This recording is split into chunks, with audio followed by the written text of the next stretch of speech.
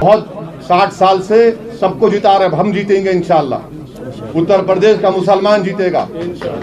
कब तक हम इनको कंधों में बिठाकर, कभी अपना बेटा बनाकर, कभी अपना भैया बनाकर, कभी अपना नेता बनाकर, कब तक इन लोगों को जिताते रहेंगे? हम क्या कोई खैदी हैं? नमस्कार, आप देख रहे हैं कंट्री इनसाइड न्यूज़। मैं हूं सौरभ निगम। अयोध्या दौरे से पहले उत्तर प्रदेश की राजधानी लखनऊ में AIMIM चीफ असदुद्दीन ओवैसी ने बड़ा दावा किया। एक प्रेस कॉन्फ्रेंस में उन्होंने कहा कि यूपी में 100 सीटों पर चुनाव लड़ेंगे और जीतेंगे भी। 60 साल तक सबको जिताया है, अब हम जीतेंगे।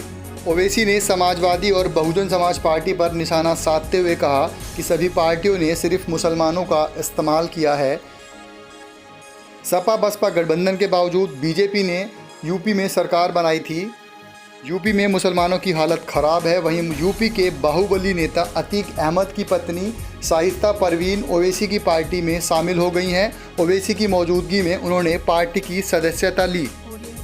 जैसे जैसे 2022 विधानसभा चुनाव यूपी में पास आ रहा है, वैसे वैसे तमाम पार्टियां यूपी में अपना जोर दिखा रही हैं और वोटरों को लुभाने के लिए तरह तरह की बातें और वादे हो रहे हैं। अब हम वोट डालेंगे, हम जीतेंगे। संविधान में इनको इजाजत है। और इसमें पेट में दर्द क्यों हो रहा है?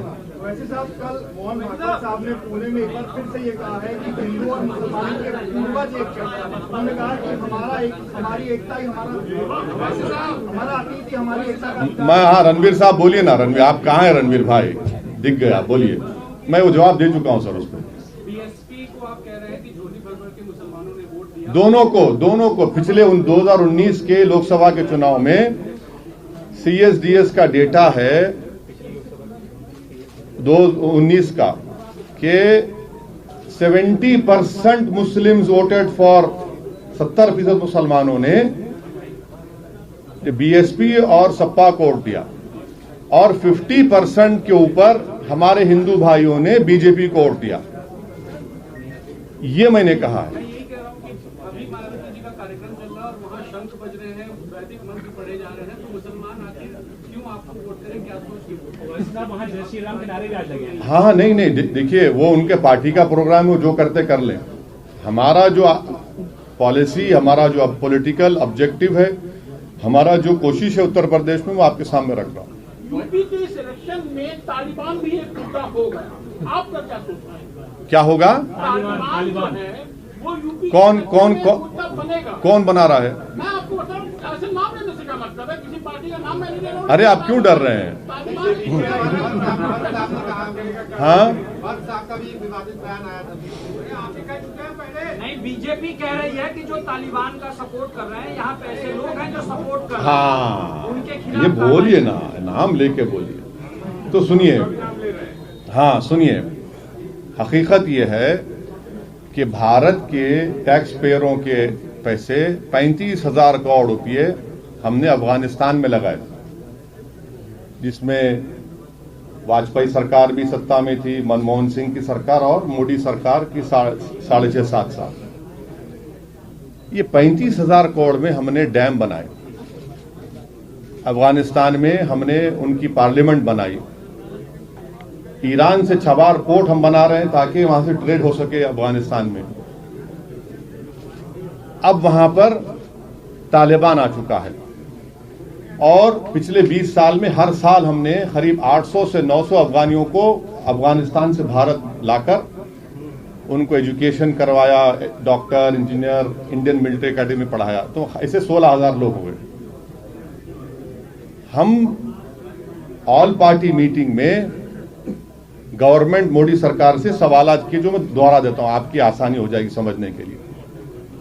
मैंने ये पूछा कि क्या तालिबान एक टेररिस्ट ऑर्गेनाइजेशन है?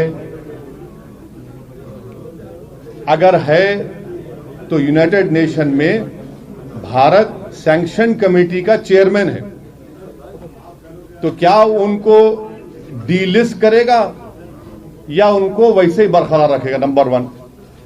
अगर ये नहीं करते तो क्या आप अनलॉफुल एक्टिविटीज प्रिवेंशन एक्ट में आप उनको टेररिस्ट लिस्ट में शामिल करेंगे? नहीं करेंगे? आप बताइए ना।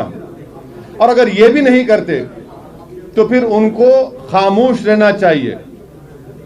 इस तरह की वाहियात बातें ना करें। जो उनको अपोज करा उसको ये नाम पुकार देंगे। आप सत्ता में हैं। ये सवालात मैंने ऑल पार्टी मीटिंग में भी किए, पब्लिकली भी किया हूं और आज आपके सामने कर रहा हूं। और मेरा मानना यह है कि अफगानिस्तान में जो तब्दीली आई है वो भारत के लिए ठीक नहीं है। पांचवी बात सुन लीजिए, कल का हिंदुस्तान टाइम्स अखबार,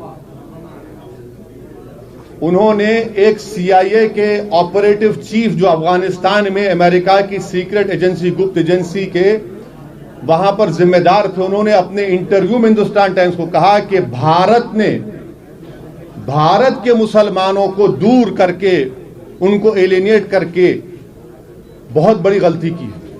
ये अफगानिस्तान के पस मंजर उन्होंने कहा, मैंने नहीं कहा। ये उन्होंने अपने इंटरव्यू में यह भी कहा कि भारत में ये रिलीजियस और नेशनलिज्म के नाम पर जो कुछ हो रहा है ठीक नहीं है। उनके अल्फाज हैं। मैं फिर से आपके जरिए से मोदी सरकार से पूछ रहा हूं, वो जो CIA का जो जिम्मेदार आदमी अफगानिस्तान में था, जो ट्रंप सरकार को और बाइडेन को भी उनके लिए एडवाइस का, क्या वो सही कह रहा है झूठ? अगर झूठ कह रहा है तो कंडेम करिए उसको आप। ये हमारे सवालात हैं।